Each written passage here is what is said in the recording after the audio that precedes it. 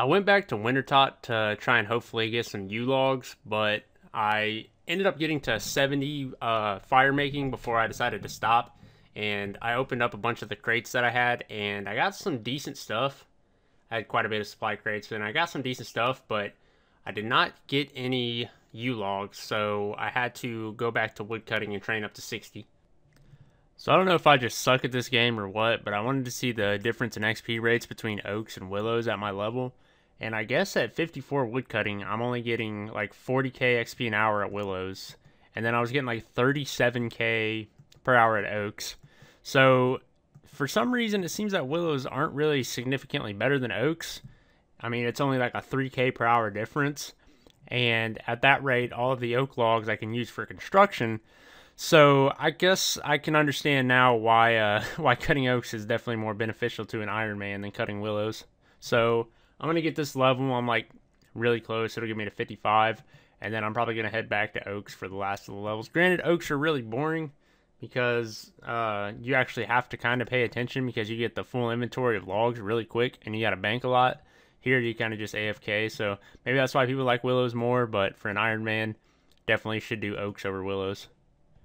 So after cutting countless oak logs, and I mean, like quite a lot of oak logs, I think I have like 3,000 or something at this point, but I got 60 wood cutting, so I will turn those oaks into oak planks, obviously, and then I decided to go cut 11 U-logs. And so after I cut those U-logs, I decided to do the Varrock as well as the Castle Wars balloon travel for making planks because it makes it significantly faster since I don't have a butler yet.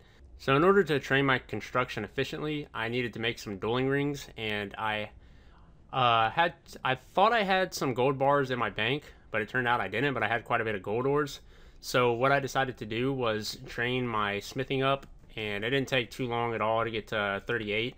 And then with those Dwarven style M's that I got from some quest, I can't remember which quest it was, I could boost up to 40, which in turn would allow me to make some gold ores. And so I smelted a bunch of gold ores, like a full inventory worth of gold ores.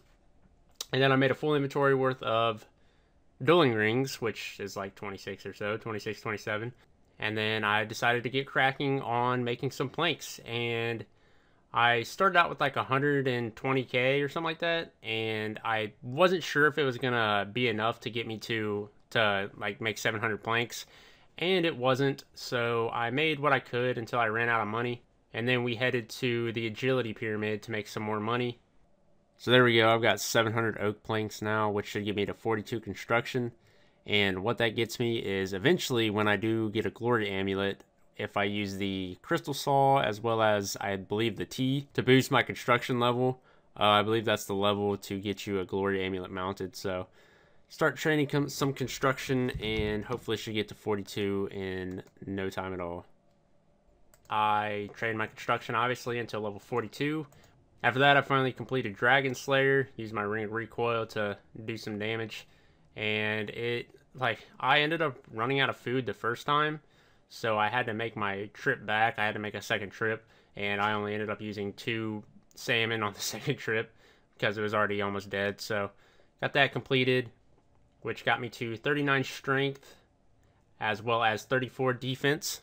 And I used that to buy a green D-hide body for later when we train our range up. And I needed to complete the Evil Dave subquest, and my kitten wasn't grown yet. So I decided to go AFK some fishing while I let my kitten grow. Alright, there we go. So finally, after a bit of AFK fishing, I ended up getting to 56 fishing. My cat's finally grown up. I think I gained like 2 levels while it was growing, so that's pretty cool. I only need to get 2 more levels and I can catch leaping salmon at Barbarian Outpost, and that'll give me agility XP, strength XP, and really good fishing XP, so that's nice. But now that my cat's grown up, it's time to go complete the Evil Dave subquest for Recipe for Disaster.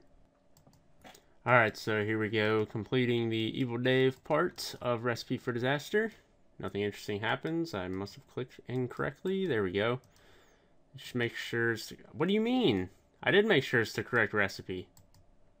Oh my god. Alright, so here we go, completing the Evil Dave subquest for Recipe for Disaster. So that's 1 down. 7k cooking XP, nice. So got that done. That'll give me 1 quest point and the 7k cooking XP, I believe. And then I've got to complete the rest of these. Ability to own a Hellcat, nice. And 7 members left, and it also unlocks some more stuff in the chest. I don't know what gloves I can get. Probably nothing too extravagant, but they're better than the ones I have now, which are leather gloves.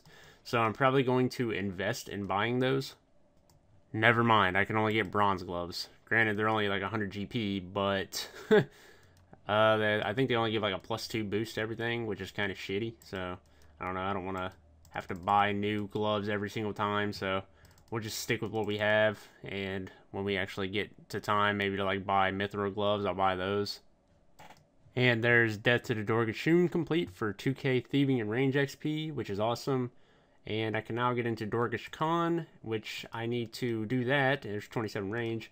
I need to get a Sapphire Lantern in order to do Tears of Guthix. There we go, there's the Bullseye Lantern. So now I believe the only thing I have to do is swap it out with a Sapphire. And I think that's all I need for Tears of Guthix, the quest. So gotta get that completed and start getting some of that free easy XP. It'll go towards Slayer, I believe. But the thing is I'm going to get my Slayer up first before I actually do Tears of Guthix. And I think this guide tells me to get it to 18. So we're going to go ahead and do that first.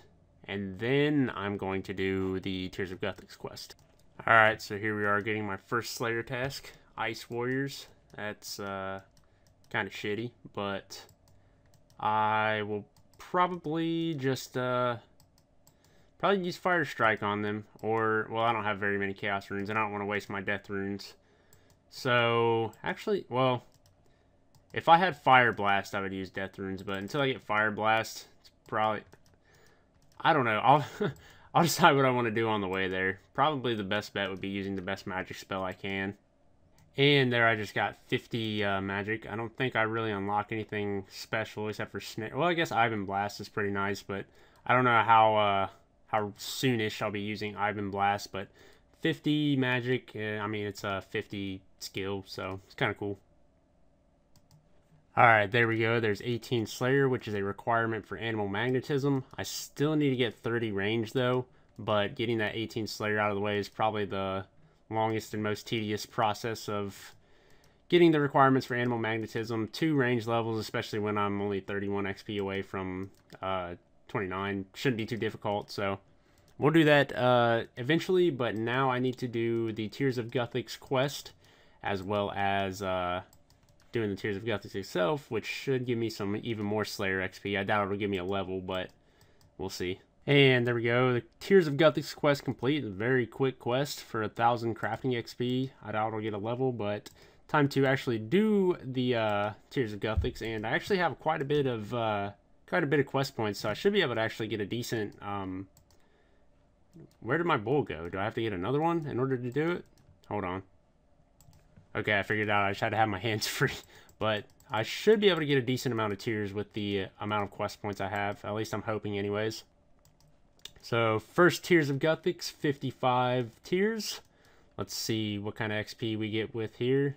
1.2k Slayer. Wow. So I got up to 20 Slayer from that. That is really good, actually. Nice. That's sweet. So here we are killing this Dagonoth. I'm not sure if I'm doing it the correct way, but at least I'm not dying. So I'm assuming I'm doing it the correct way, but I'm just basically standing behind this thing, attacking him, and then going. I mean, I'm not really getting hit all that too much. I'm just trying not to misclick on the teleport on accident, because that would suck, but it's almost dead, so it's a lot easier than I thought it was going to be. I thought I was going to have trouble with this quest, but, you know, I'm getting hit, but it's not terrible. So after probably like 2 hits, it should be dead. So there's one, and it should be dead there. Yep. So killed that. Oh, well, ends the quest instantly. Alright, so 4k range, magic strength. That should get me hopefully to 30 range. Oh, 32 range. Hell yeah. So 32 range. It's dead. Let's get out of here. I don't care about all this. 32 range, 40 strength. Nice. So 32 range, 40 strength. That means I have all the requirements for animal magnetism. So I should be doing that soonish. And so I'm going to go ahead and get the Zamorak book because it's the best of those three. So it's not bad. So yeah, Zamorak. And there we go. So got the Zamorak book. Nice little prayer boost. I don't think it gives any defense bonuses, but it does give the prayer bonus. So that'll be pretty helpful. This is a pretty dangerous area. I know of an Ironman that got a random event and ran out of run energy and couldn't run from these bats and ended up dying. So it's pretty funny. Pretty scary area, but I'm glad we're out of there.